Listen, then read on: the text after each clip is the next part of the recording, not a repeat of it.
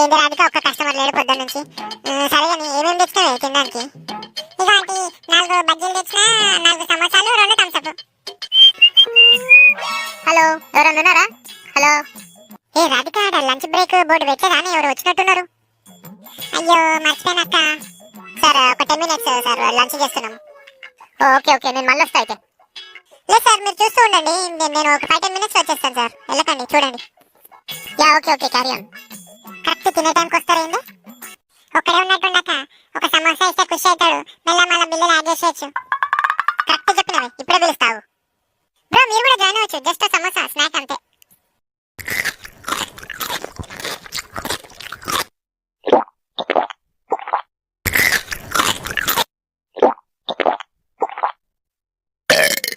అక్క అంతా అయిపోయింది.